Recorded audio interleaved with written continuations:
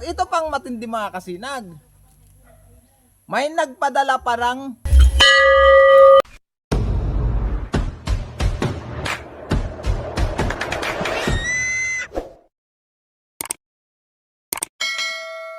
mga kasinag, isang magandang hapon po. Salamat pala sa ating mga viewers sa patuloy na sumusubaybay sa ating YouTube channel at Facebook page. Ngayon pala mga kasinag, nagpapasalamat po ako ng marami sa lahat ng nagpadala nung nakaraan at nung padala ngayon. Kasi nga mga kasinag, may mga nagpahabol pa doon sa vlog ko nung nakaraan. Kaya sobra po talaga akong natutuwa at nagpapasalamat sa inyo. Ngayon pala mga kasinag, yung vlog ko kahapon na 15,000, yung nandun kami sa Taligra. Pagka uwi ko dito sa bahay, may mga nagsend naman mga kasinag at hindi pa rin nagpakilala. Ayaw nila magpakilala mga kasinag kung sino sila. Kaya nagpapasalamat ako sa kanila ng marami, sa kanilang tiwala at suporta. May nagpadala po ng 5,000 from Africa. Hindi ko na sabihin yung pangalan mga kasinag kasi ayaw na magpakilala. Tapos, kung maalala nyo mga kasinag, yung vlog ko nung nakaraan na may nagpadala ng 3,000, si Inday Eret from Canada. Nagpadala uli siya mga kasinag. Nagpahabol siya ng 7,000 para dito sa ating simbahan. Kaya bali 10,000 na yung mga kasinag yung tulong niya dito. Tapos may nagpadala pa sa akin ng 500. Hindi na rin nagpakilala mga kasinag. Hindi nag-message sa akin. Basta wala silang mga message o kung ano sa akin, basta sa GCash ko lang pumasok mga kasinag. Tapos ito pang matindi mga kasinag, may nagpadala parang 10,000 para dito sa ating simbahan.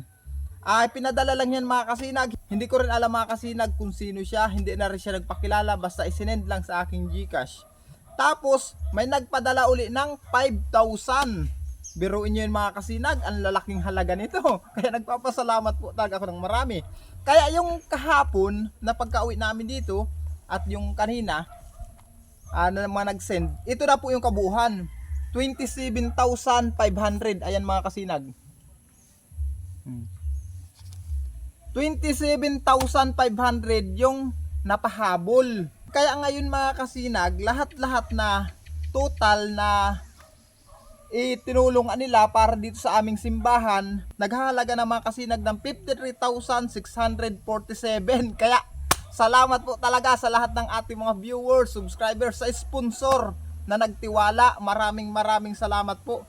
Meron na kayo mga kasinag na pundo na 53,647 para sa aming simbahan na ito. Kaya ngayon mga kasinag, natutuwa po talaga ako kasi maayos na ang aming simbahan. Mapapalitan na ng bubong at kung ano pang dapat ayusin sa aming simbahan, maayos na namin.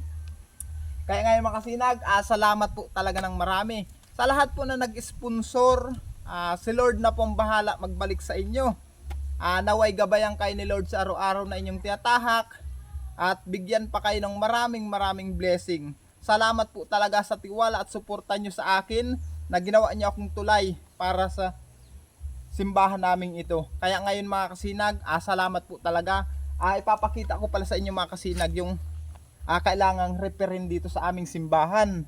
Ito mga kasinag. Ito mga kasinag, ito ang simbahan namin mga kasinag. Yung bubong, kung mapapansin nyo, kalawangin na yan. Butas-butas na po ang bubong namin. Tapos, banda dito sa pader niya, ito. Ito mga kasinag, oh. Yan, kung mapapansin nyo, tingnan nyo, isang ano lang, matitikal na, kagaya nito, kailangan tikalin na rin niya mga kasinag para mabaguhan natin. Kasi babaguhan din naman yan. Pati yung mga kabilyangan niya, kinain ng kalawang. Tapos, yan, kung mapapansin nyo dito, masilaw, burutas na yung mga kasinag, bulok na yung mga kahoy. Yan po yung simbahan namin. Ayan, nagtipa ka ng mga simento. Tapos yung mga haligi, tingnan nyo naman, labasan na yung mga bakal. Ayan po, ang aming simbahan.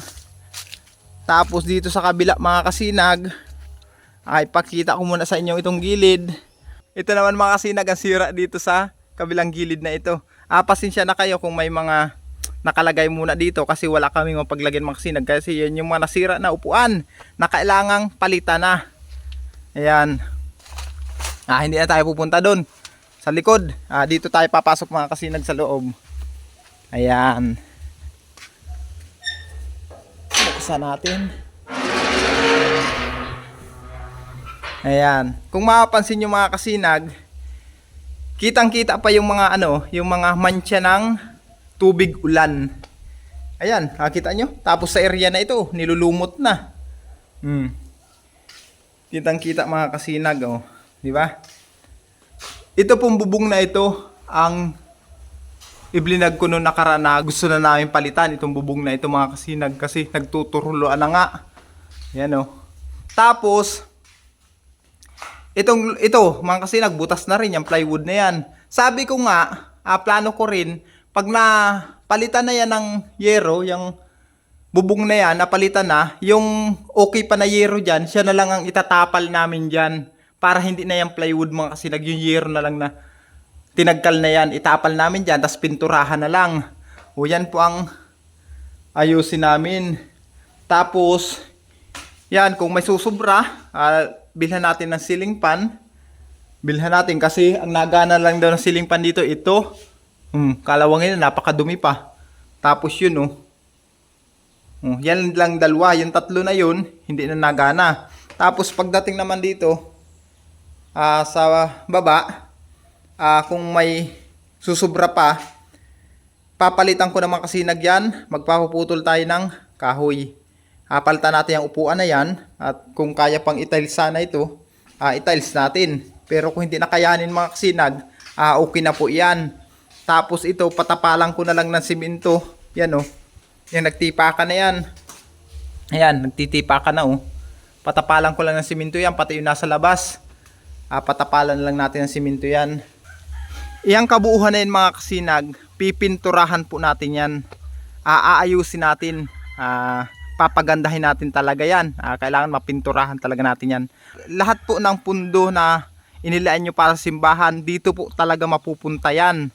At siya nga pala mga kasinag, may nagkukomment po na ang gamitin ko na lang daw dito, wag ng kahoy or nyog, bakal na lang daw. Para sa akin kasi mga kasinag, pag bakal kasi ang ginamit namin dito, hindi po tatagal. Kakalawangin niyang gawa ng moist ng dagat. Ayan mga kasinag ang dagat namin Ayan. Pansin nyo mga kasinag, 50 meters lang tabi na ng dagat. 50 to 60 meters tabi na yan ng dagat mga kasinag. Kaya ang moist yan mga kasinag, pag bakal ang kinabit natin dito, kakalawangin, hindi rin po tatagal. Kaya naisipan ko mga kasinag, kung mayroong kahoy ang ikakabit natin or may nyug na matitigas, yun na lang ang ikakabit din natin dito. Sana may mag-donate ng nyug or kahoy na para sa kayaw nito mga kasinag. Kasi pag bakal mga kasinag, hindi rin tatagal talaga yun. Kakalawangin din po talaga yun. Kasi nga ang year namin kinakalawang na puro kalawang yan. Ito yun, sa ilalim pa yan mga kasinag. Tapos yung bintana namin, kalawangin na rin, hindi rin tumatagal yung mga bakal. Kaya ngayon mga kasinag, kahoy po ang gagamitin natin dito. Baka bukas, tatanong ako dyan kung may magdodonate ng puno ng niyog or kahoy, maipaputol na natin mga kasinag para mapatuyo na. At pag tuyo na yun mga kasinag, ikakabit na agad natin yun. At i-ready ko na rin po yung mga yero, simento, pintura, pako, lahat na gagamitin dito mga kasinag, bibilhin na natin. I-ready na natin. At sa pagtrabaho naman mga kasinag, kausapin ko sila na kung sino ang willing magbayani sa pagtrabaho at pagkabit ng mga yero at kayaw na yan. Kakausapin ko po sila. Mag-uusap-usap muna kami, lalo na ang aking grupo, ang Team Lakas. Number 1 yan mga kasinag. Shoutout sa aking mga kagrupo sa Team Lakas. Kahit hindi ko sabihan niya mga kasinag, the best yan. Matrabaho talaga yan dito. Kaya nagpapasalamat din ako ng marami sa Team Lakas, sa aking mga kagrupo. Sa lahat pa ng magbabayani, naratrabaho dito, salamat po sa inyong kooperasyon.